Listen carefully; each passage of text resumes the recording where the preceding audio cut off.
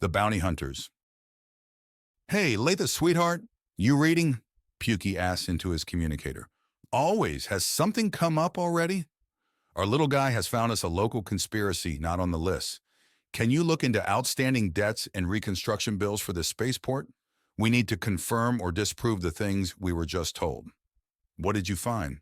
Apparently, the local governess promised a lump sum payment for a lot of work and then backed out of the deal when she got what she wanted.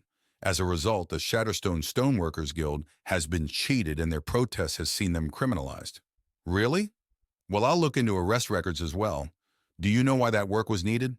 Some kind of axiom-imbued animal attack, apparently.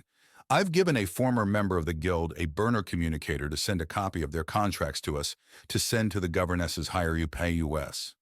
But I want to know if someone's about to try some dumb con job or if the stupidity is long past but still being felt. Pukey states, and Latha lets out a considering noise. I'll look into it. You'd think that the only spaceport on an entire planet would be competently run, at least. Not everyone appreciates a job well done so much as credits in their account, Pukey says with a shrug. Oh, how's Slytherin doing? He hasn't been on so dusty and dry a planet before. Are his scales cracking? What about his prosthetics? Is the sand bothering them? She asks, and Pukey chuckles. Hey, I have a right to be concerned. I wasn't laughing at your concern. I was laughing at how sweet it is. I'll hand you off to Scaly now. He'll tell you himself, all right? He offers.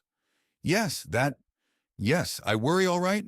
He's been through so much and become so strong. It's hard to believe at the best of times. I know. Here he is, Pukey says, handing off the communicator to Slytherin, who takes it somewhat ruefully.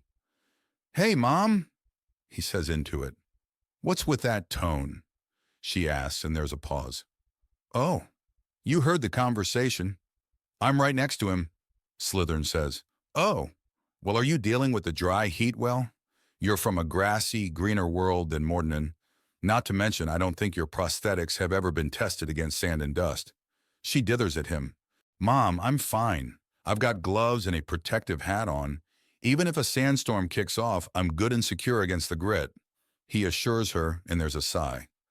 Anyone who doubts a synth is a person just needs to spend 30 seconds with Litha to get the full impression that they're not only living people, but possibly more alive than the flesh and blood ones.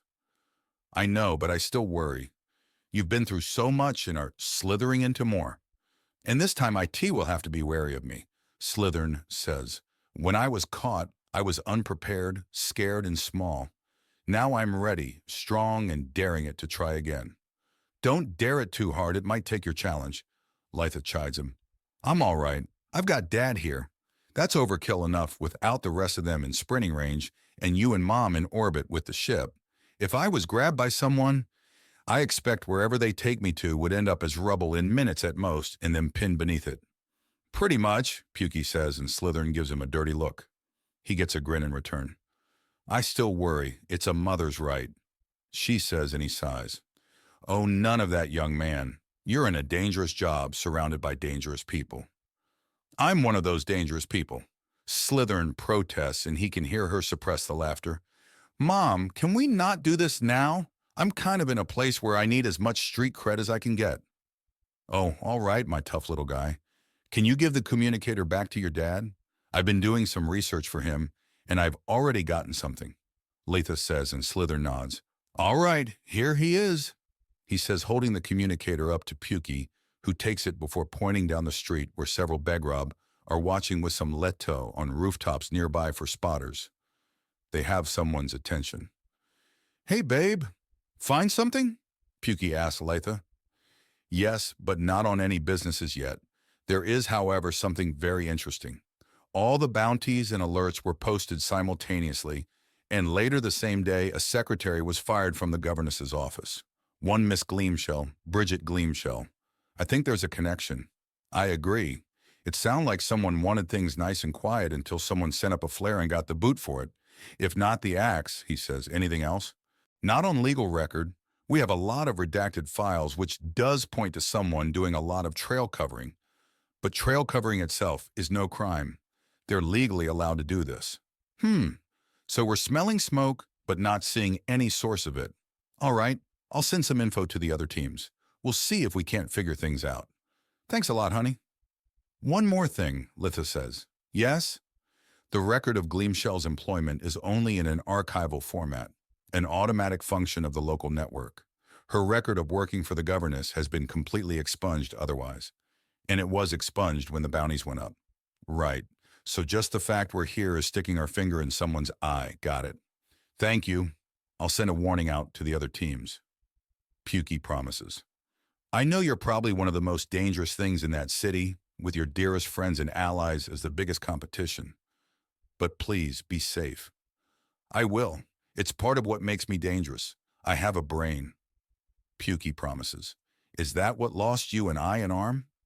Considering that I got the lives of the ones who took them, and I was escaping a furious army at the time. Yes, it is. Only an eye and arm for an army, an enemy fortification. My first wife, my son, my ship, and the beginnings of a powerful reputation. I'm allowed to worry, she protests. It's all right, it's cute. He assures her, and there's a slight stuttering around. Is there a reason you're more on edge around this mission? You're normally very calm and collected. Is it the egg? It's the egg. I just want everyone and everything safe, and I know that you're more than capable. You fought a battle princess on even terms for pity's sake. You drew blood on a hollow daughter. But I still worry. I'm sorry. It must be annoying. It's fine. After all, I'll wager the ship couldn't be in better hands with air farce, looking over what the locals use for transport down here. Or hell, without that reckless diva at the helm, I'd wager it's even safer than normal, he says, and there's laughter from Latha. Is that everything? It is. Be safe. I will. You'll be seeing me tonight, don't worry, he assures her. I look forward to it. She coos at him, and the connection is cut. She's really getting fussy, isn't she? Slytherin asks. She's about to have her first egg hatch. She's going to be halfway insane until she has your younger sibling in her arms. Sibling? You think I might have a little brother? Slytherin asks. Could go either way. There's always a chance. And with Great Plains Nagasha, it's a bit better than normal. Pukey assures him as he links up his arm to his communicator for a moment, and his intended message flashes onto the communicator and is sent to the other teams. A bullet point status update and command to keep eyes open. He receives a flurry of confirmations and he nods. All right, that's that out of the way. Now, who wants to say hello to our audience? The Begrob and Let scatter, showing that they were indeed listening in, and Helen cannot stop herself. Well, that confirms that, at least. It does. It also means they're likely to come back and start trying to spy again. Now, all of you have been studying the quick and dirty axiom tricks of the Undaunted. But who knows how to leave their image behind? Pukey asks, and Iris raises her hand. All right, you and me will be doubling back under cloak when they show up again and having a chat with them. Can I send my stealth drones? Slytherin asks. I was about to tell you to do just that, actually. Pukey replies. Now, let's get back to examining the area. No doubt our guests will come back soon enough. We've barely even looked at the missions, and we're already up to our butt cheeks and things, Slytherin says. Yep, Pukey replies while popping the pea. So what do you think? Amari begins before everyone tenses. There's a microsecond of buzzing for a warning, and Pukey catches a charging Letty by her horns with his organic hand and redirects the momentum to slam her into another that Slytherin has already dodged and send them both crashing into the ground. Lily and Helen rush up and quickly have the dark pink insect women wrapped up tightly in their powerful coils, and Pukey has drawn the sword he's brought, and Slytherin has the bow out and an arrow knocked. He hopes he doesn't have to fire it. He has not had a lot of practice with so archaic a weapon. The natural helmets that had folded up to cover their heads remain in place as Pukey notes that both are of the same ethnicity if the horns are anything to go by. They come together to form a straight line with a sort of scoping T at the top of the helmets. So what made you two decide to do something that stupid and brazen? Pukey asks them, and they say nothing. He taps one of them, the one in Iris's coils, on the helmet with the flat of the sword. If you think that armor can actually keep you safe from me, then I have some very, very bad news for you. It won't. It really, really won't. Neither says a thing, and he slowly scrapes the sword across the forehead and finds a tiny catch where the two halves of the armor meet before he levers the point of his weapon in and twists it open. The woman gasps and Pukey smiles. He has their attention and their fear. Good. Now I could just keep going, get right at the soft insides hidden by the armor nice and easy, or the lovely ladies that have you both literally wrapped up. Pukey starts to explain before Slithern taps him on the shoulder and points back. The gangs are back. Drones. Slithern nods, and his already invisible and totally silent drones start slowly flying off to do the spy work they're designed for. Now where was I? Oh yes, literally wrapped up by. These ladies are jungle Nagasha, then can reduce stone to sand between their coils. You're not that tough. You won't survive if they decide to squeeze. Do you understand me? Say something. You're too late, the one in Helen's coil says, and Pukey turns to her. You're marked. For what? You'll find out, she says. Well, if you two are any examples of what's going to happen, then I'm not worried. He replies. You think a metal arm makes you strong? That a computer eye lets you see more? She demands, and he withdraws his sword away from the other one, and he can hear her sigh in relief. He crouches down in front of the one that's talking. I think that I lost both body parts honestly when I killed the women that took them. One of them was an insect like you, winged as well.